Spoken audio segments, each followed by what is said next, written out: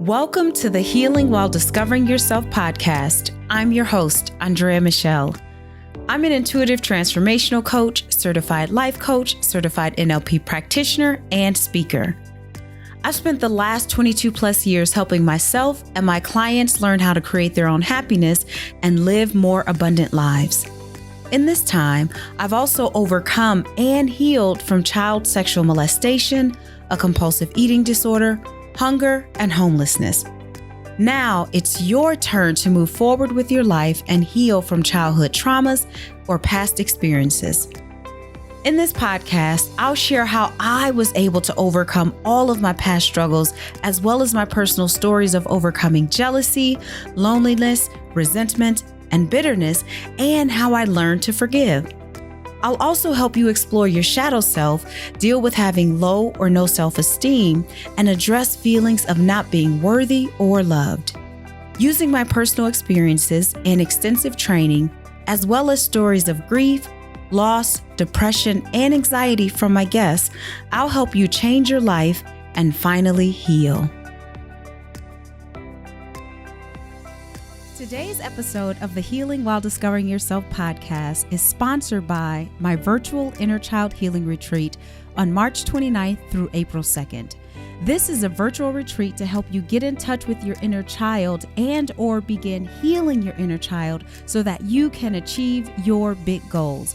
If you are a high achiever or a high performer and you felt called to explore some of your childhood memories or some of your other unpleasant past experiences, then this is a great opportunity for you to do so. Throughout the retreat, you're going to discover who your inner child is, how to talk to your inner child, how to release your inner child, and you're going to do so within a supportive community and receive all the inspiration that you need going forward. If you are interested in the virtual Inner Child Retreat, go to innerchildhealing.co. Again, that's innerchildhealing.co. Hey loves, welcome back to the podcast. I have to be honest with you. I am so excited about this episode of the podcast because we have our very first guest, and I'm actually honored to have this guest because I met her back in, I believe it was 2012, and I was actually running my first half marathon, and I was like well over 240 pounds. And I'm out there running. Now it's a half marathon and it's in Milwaukee. And at the time, I didn't know of any other Black runners. I'm just going to be honest with you. I didn't know. I didn't think they existed. Okay. Because I had never seen any. And I'm running. And all of a sudden this lady like runs up to me and was like, yeah, go. And I'm like, who is she? But okay, well, I'm like, yeah, I'll take whatever I can get. Yeah.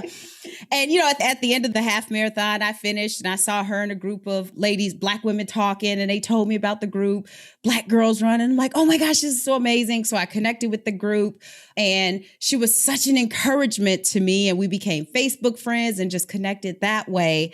And then a few years later, I saw that something happened in her life. And I was just like, whoa.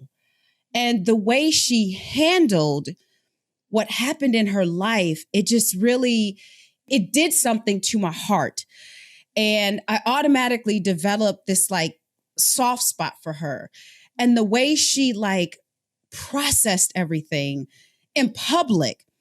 And I was just like so impressed and so humbled. And so when I decided to launch a new podcast around healing while discovering yourself, there was only one person I knew that I for sure wanted to interview. And I've reached out to other people and we've got more interviews coming up. But I wanted her to be the first because her story is just so powerful. And her process, the way she processed it And her journey is just so amazing. And I'm going to stop talking about it because I'm about to cry and get all emotional, but I want her to share her own story with you all. So y'all help me welcome Shantell to the podcast as our first guest. Thank you so much for being here. I'm so honored, like I said before, that you said yes, and I'm humbled by your presence. So can you just tell us who you are? So, gosh, I don't even know how to actually follow up with all of that because there's like, what do I say?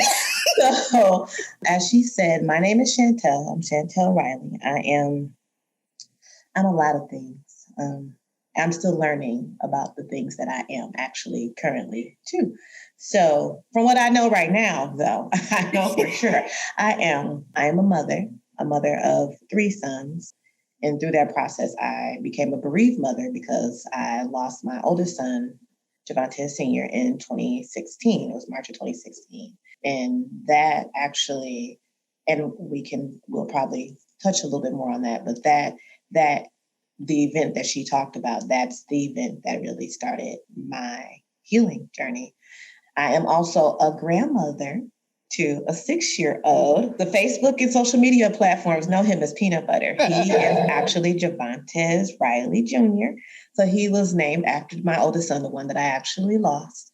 So we have an opportunity to, which for me is a blessing, to continue to flow love through from my son to him. I'm a nurse. I'm a registered nurse. I've been a registered nurse for over 13 years now. Yes. That was a whole separate journey because I was actually going to school for engineering and actually took me to a totally different yes. What? Yes. And one of those moments when you feel like you're being called to do something, that was one of those moments. I really literally went and changed the whole program and just like, okay, I'm going to do nursing because I feel like this is what I need to do. I'm a lover of nature. I spend a lot of time in nature, but I know that's where I connect and feel my spiritual connection comes through nature. I'm a holistic practitioner, so I have done herbal apprenticeships through such a magical place called Alice's Garden through Venus. And I am a Reiki practitioner. I am a yoga instructor. I am a death doula or end-of-life doula. I am a whole human being. Yes. That was probably one of the things that I have come to learn about myself, who is really truly trying to experience the human experience. Yes. Because a lot of it through past encounters of my life have separated me from my human experience. So I am trying to integrate that to who I am as an actual person. So, and I'm just, like I said, just constantly evolving, constantly growing, unlearning, I'm relearning, I'm learning. I am a whole bunch of things. I am a magical person. Come on now. And I am coming into the space of actually learning to love who I am, where I am. So not future goals, future plans, future anything or anything like that, but just where I stand and breathe right now. So yeah, and probably I will drop a couple things about, oh, wait a minute, I forgot I was, through the course of this. So let's just start there. Start there. Yeah. I love that. And I love how you talk about embracing all of your humanness, because that's something that we just don't do in the Western culture, right? Yeah. Because in the Eastern culture, they embrace all of who they are. They understand that their humanness or their beings exist, at least the way I see it. And through all of my own teaching and on my own healing journey and self-discovery journey, is we are spiritual beings, we're mental beings, we're emotional beings, and we are physical beings. And I think what happens is that a lot of us only focus mainly on 2 dimensions of our being, and that's our spiritual being, right? Most of us go to rely on religion to satisfy that spiritual being, and then our physical being, right? And that's obviously our physical body, the 5 senses and all of that. But we so often neglect our mental being, which is our mindset, the beliefs and our values. That's where they sit. and our emotional dimension, which is like how we feel. And the emotional being is actually what connects the mental and the physical. And so a lot of us really only operate from just those two dimensions. And then we wonder why life's so messed up for us. Right. Do you know what I'm saying? Right. Or we find ourselves chasing external things, trying to fill in those blanks of where we feel like, oh, I think I need this. And it's like, now I'm looking externally for the things that are actually, they're connected inside of me. So if I'm missing that connection, it's kind of like, okay, well, let me go get in this relationship. Let me go buy this thing. Let me go drink this stuff. Let me go smoke this stuff. And it's like, you do what you do, definitely. But understand that I tell people, like, what I'm learning, that some of the things that we do, they're deeply rooted. Say that again. Some of the things that we do are deeply rooted. So until we can get to the root of something, because think about a tree. We see beautiful branches, we see leaves, we see all this. Like right now, we are here looking at the fall, and we're all just like, oh, it's so beautiful. We're like watching the trees. I'm like, yeah, but you know what? There's symbolic things that are happening with that tree. The tree is teaching us how to let go of things. Like it is a process that we always have to worry about. I want to hold on to. Like, no, we have to learn sometimes to gracefully let go of things that. It's beautiful. They're orange and reds and yellows and everything else, and then eventually they drop off. And they grow back, right? They serve their purpose for this season. Yep. And now we need to make space and room for what comes forward. So, but then we look at the branches, so now it's just this naked, ugly ass tree. And it's just like, okay, ain't nobody really thinking like, okay. But in the meantime, there's below these things are roots that need nurturing. They're being nurtured, through this whole process. Even when the ground gets cold, there's roots that are so deep that we don't even see them. Like sometimes I've tripped over a tree that kind of amazed me because the tree was way over there and the root was way down there. So it's like, okay. So when I say that things are deeply rooted, it's just like, we only look at the surface. We only are looking up top, and we're trying to grasp what we see only on the surface, but not understanding that things are happening underneath. And so what we contribute to what we see on the surface, we're not even catching the part of what needs to be happening underneath.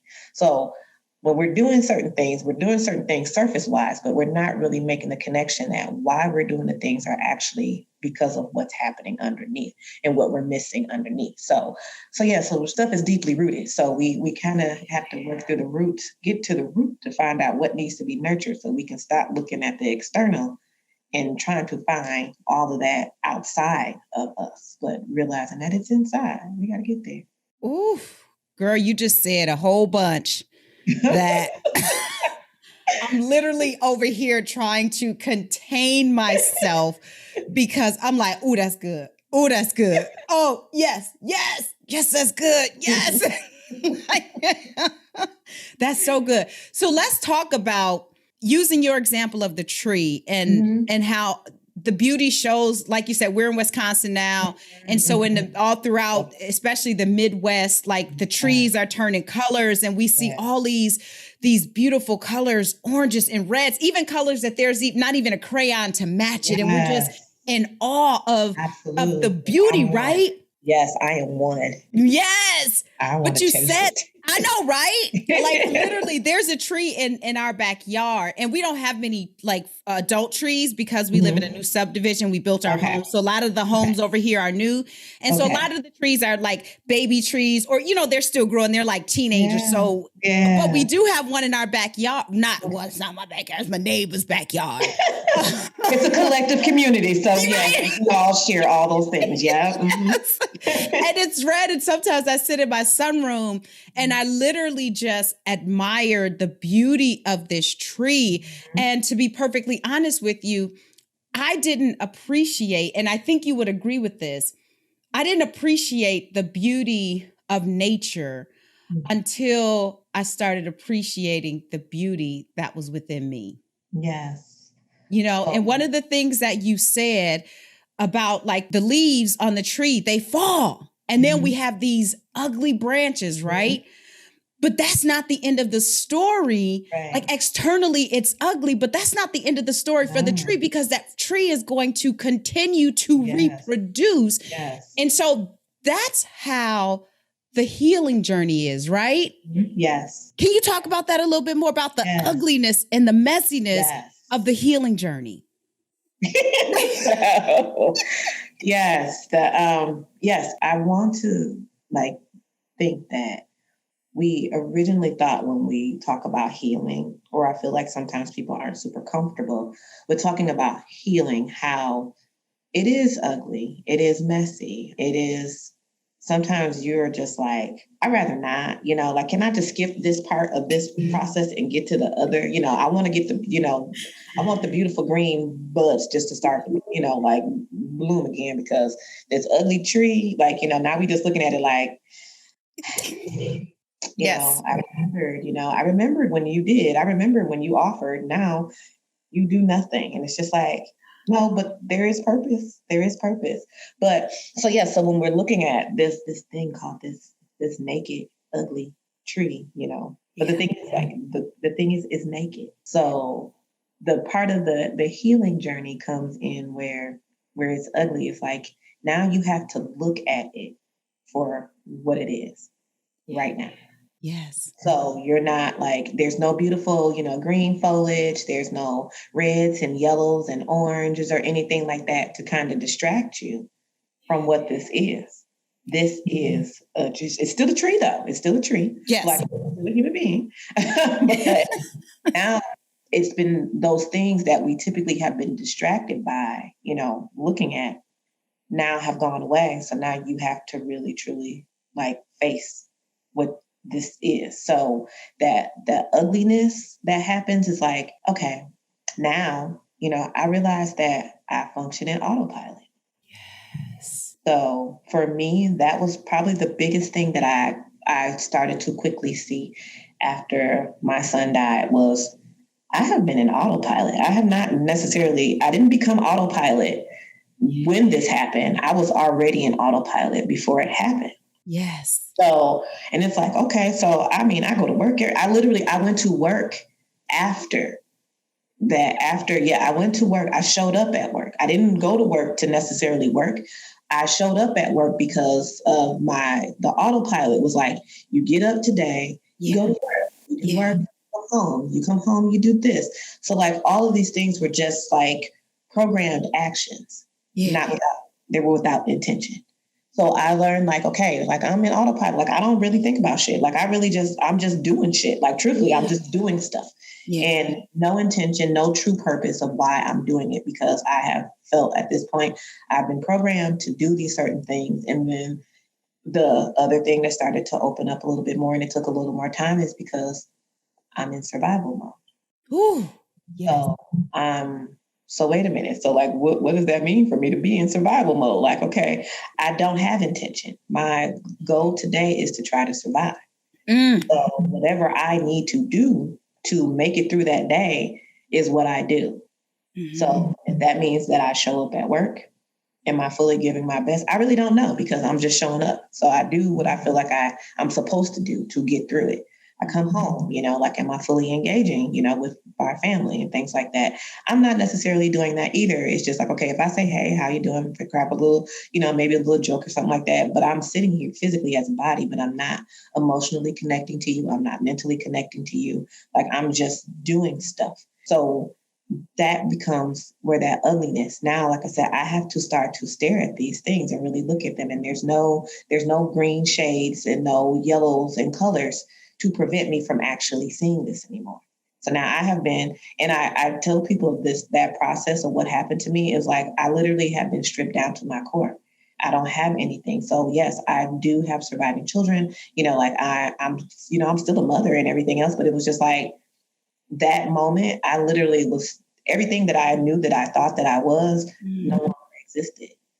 So now here I am trying to put together a life after this experience. And now, but I have something beautiful because now I get to determine how that looks. Yes. So, but in the process of having to do that, I got to stare at my ugly branches. I got to stare at the fact that I'm not organized. I got to stare at the fact that I have been a manipulator with people, and not just manipulating to be malicious and cruel, but I have manipulated you because I needed to survive, or I felt that what I needed to do to create safety, I had to say things, do things, be things that I necessarily didn't want to be, because this is what I felt that I needed to be safe.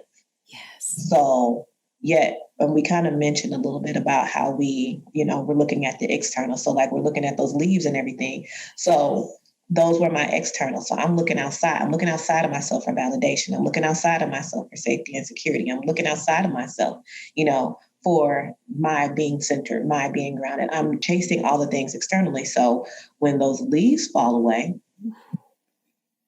guess what? Now I feel that I don't have nothing. Wow. So now I'm understanding that this is deeply rooted. So what I do now has to create a root, but the root starts within me. Yes. So let me work on nurturing my roots, which is me. Yes. So that way, when the leaves fall off, I'm still being nurtured. When the leaves grow back, I need to have nurturement in order for me to be able, for the tree still has to be nurtured in order for the leaves to be reproduced. Yes. So even when the leaves fall off, the leaves aren't falling off because the tree's not being nurtured. It is a process. Woo! Yes. Yes. So we have to understand now that I'm coming to learn that this is a process. Like this is not something that, it is. Think of our seasons. We are beautifully blessed in the Midwest because we see seasons. Yes. Experience the season. So, and that's also why we're looking at healing process, why people aren't feeling like, they're progressing in their process, because you only want summer and spring. Come on now. Yeah. We have to go through summer, winter, spring, and fall. Like I have to experience the death, the dying of something. And not connection in relation to what I'm saying about my son, but it's saying that some things are going to have to die within me in order for me to create life for something else. So when we're thinking about that season and you're looking at those trees, you're like, oh, the leaves are dead and they're gone. It's just like, no, that had to go in order for it to bring forth something new in the new season. So embrace those, learn to embrace those seasons, embrace them ugly branches, because once you realize that what needs to be nurtured inside is the root, then whatever is going to grow fruitfully from that, you're going to be able to celebrate that and know that it was something that was nurtured within you, not that someone else gave that to you. So ugly though, when you start to have to, because I had a yoga client the other day, and one of the things that I shared with her is that because we do a lot of bullshitting. Like honestly, right.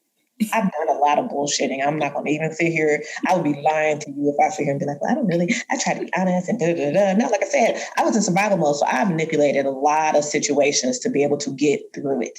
So the first thing that, and really it's been coming a lot more within the past, like this year, where it was like, first of all, stop bullshitting yourself. Number one. Yes. So when I can actually stop bullshitting myself, then I can stop trying to keep up this front of bullshitting others. Yes. So yes. Let me let this go. Let me stop. Let me start. You know what? Before you finish that, I want to go back to something you said, and please put a pin in that, because I do want you to talk about this. Talking a lot.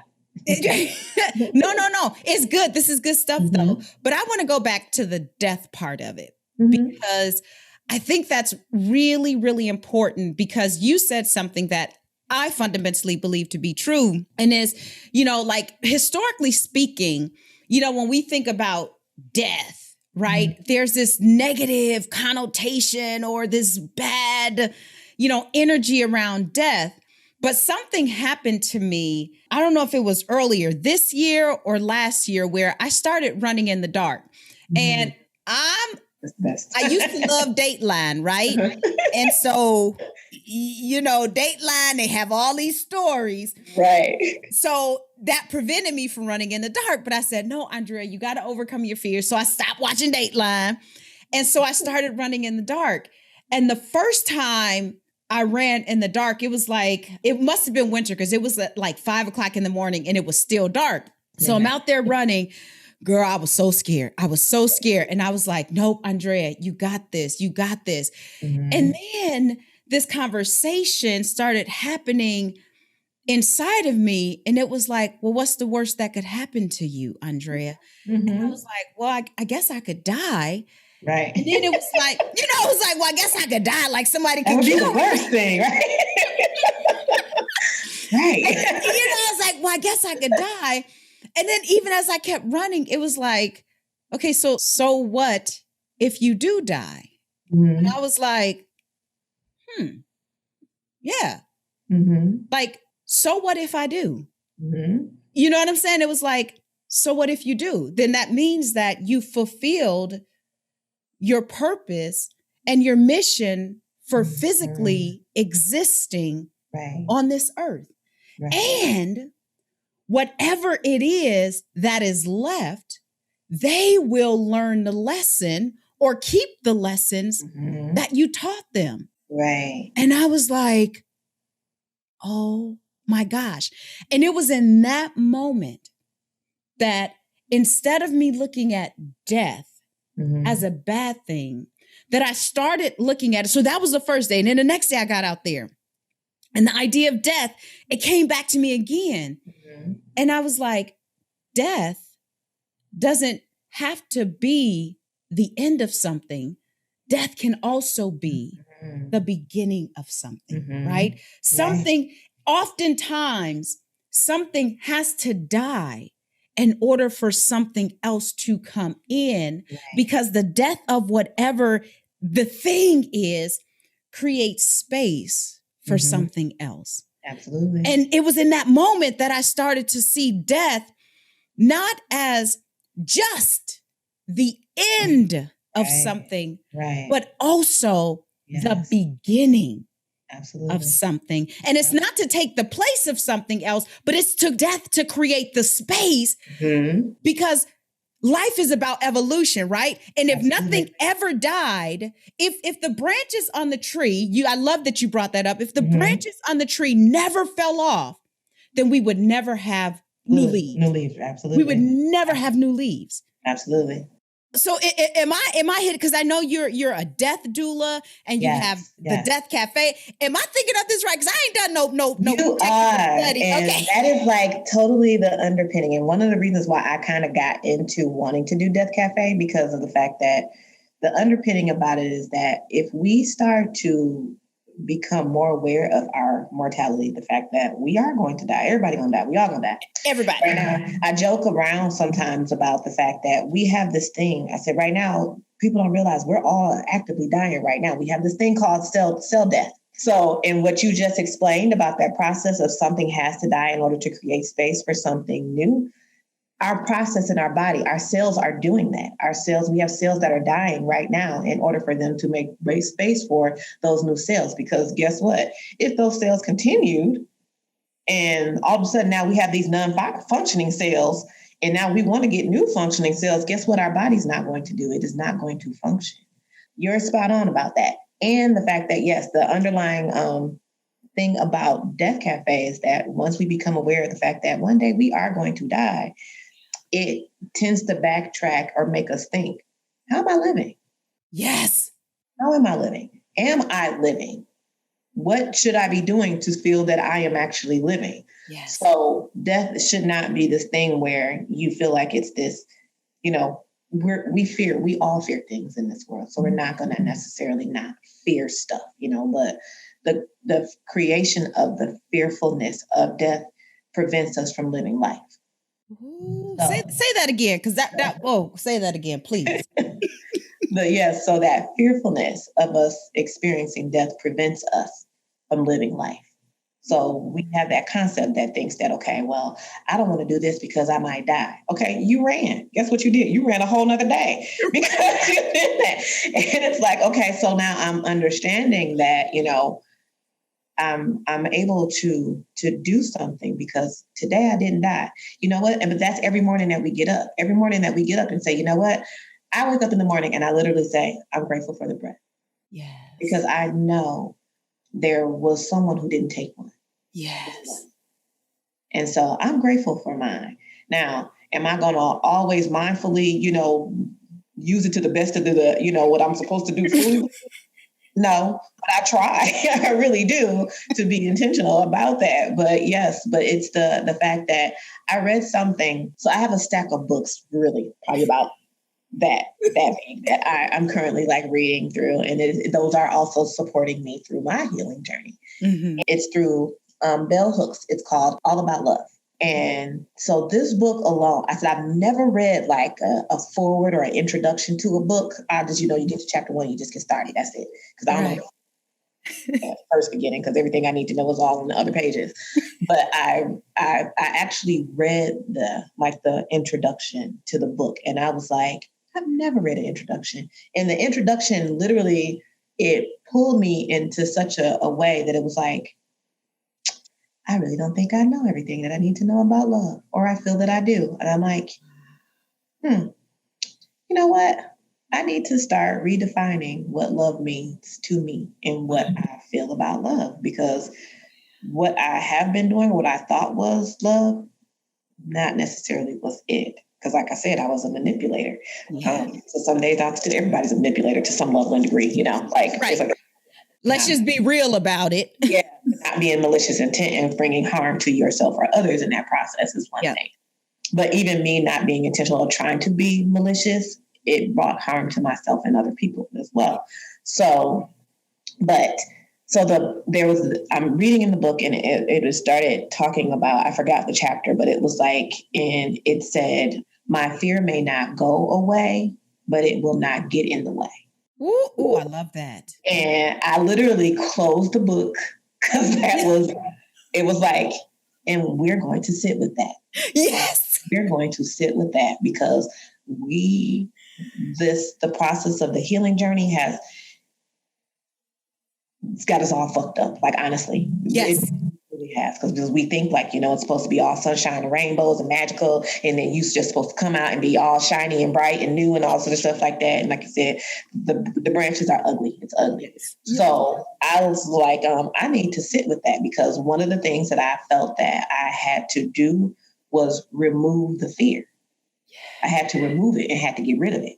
And it was like, okay, but then I'm trying to still, like, I'm confused why I'm stuck, or I'm confused why I feel like I'm not moving forward with things, because, the fear is not going away. It's still there. Like, but what I got to do, what other book can I read to help me get rid of this fear and stop feeling the fear and not being fearful? And it was just like, and I read that in that book, and it was like I said, because that's it. Yes. The fear, to think that I need to get rid of the fear to live and to do is not going to help me, because it's just going to cause me to do this wheel spinning situation, because if I'm going to keep trying to get rid of the fear. So that means that I'm not going to get past to the point of doing something that I'm saying I'm fearful about.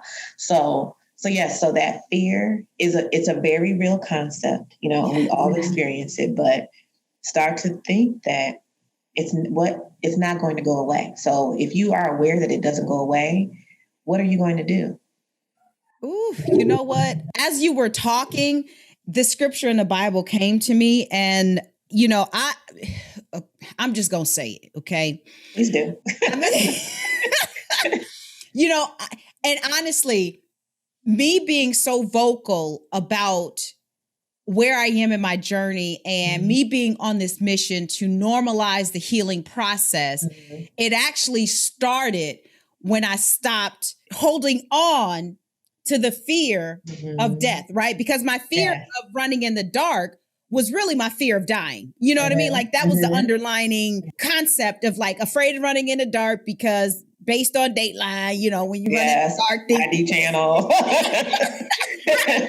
So I don't want to be a story. So it was really a fear of death, right? And it was at that point when I was like, okay, you could die, but then what happens? In that whole process where I was like, okay, that's like death is, right? We're all living to die. Like, and you broke down the scientific side of it based on your background and your study. You know what you're talking about, right? So we're all actively dying.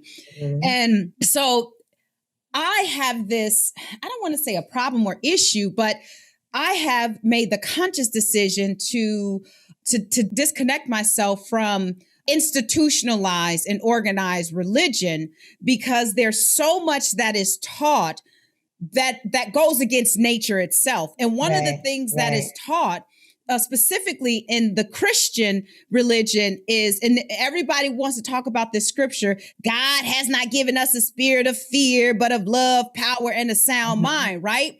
And so people hold on to that. And when they're faced with fear, they automatically go to, God has not given us a spirit of fear, but a power of love and a sound mind. Don't be afraid, blah, blah, blah, blah. And it's like, no, wait a minute. And for so long, I lived by that mantra where it's like, if I'm afraid, I try to dismiss that fear instead of embracing it, like you suggested. And like I do now, I would basically spiritual bypass that fear is what I was doing.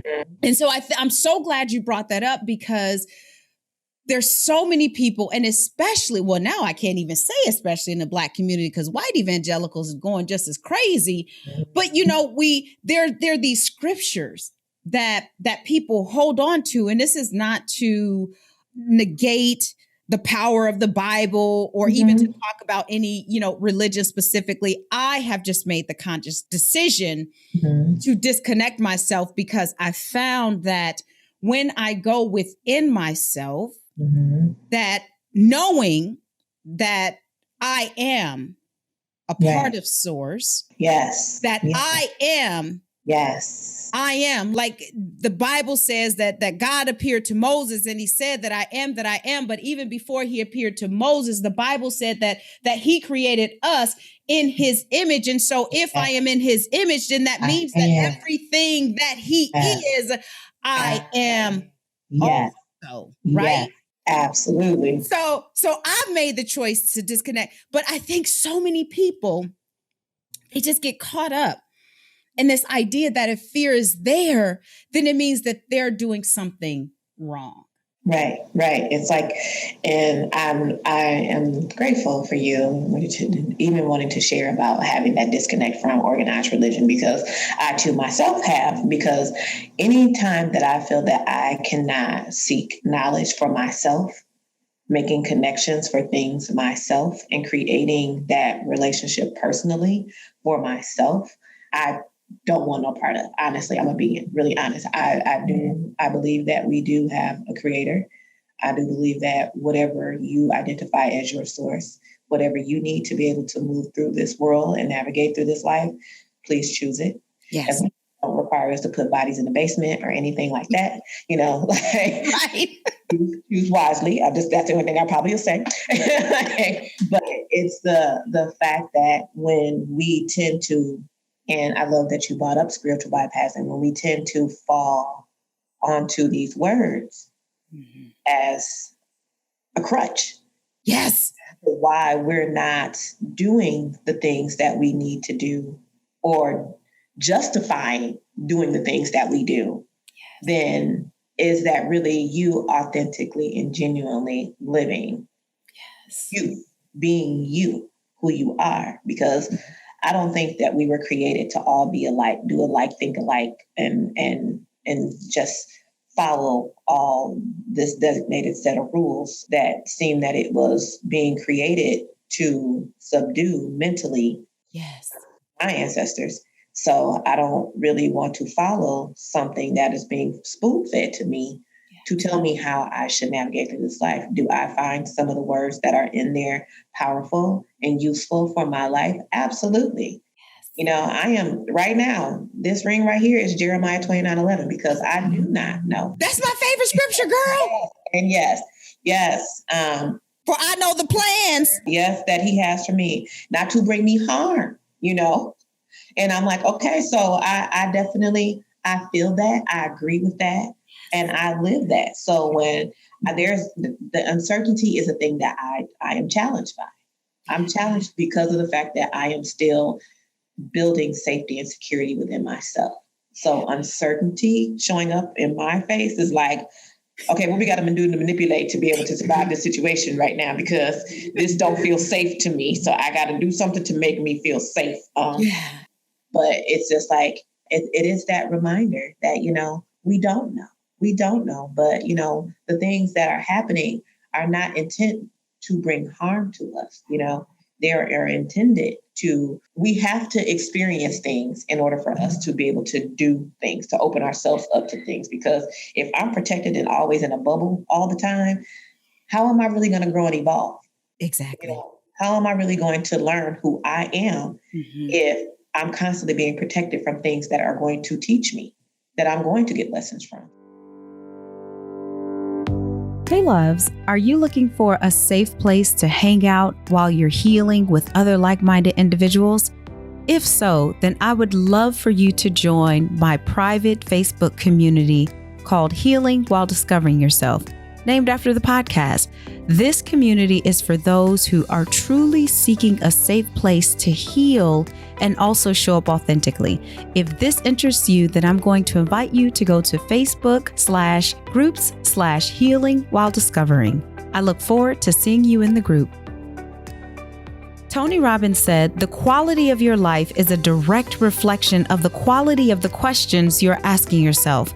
And that's why I'm inviting you to download my free guide called 5 Powerful Questions to Ask Yourself to help you take back control of your life. In this guide, you will learn how to shift your mood, break negative thought patterns, and identify beliefs and stories so that you can explore the truthfulness of these stories. Go to andreamichelle.com/powerful to download this free guide today.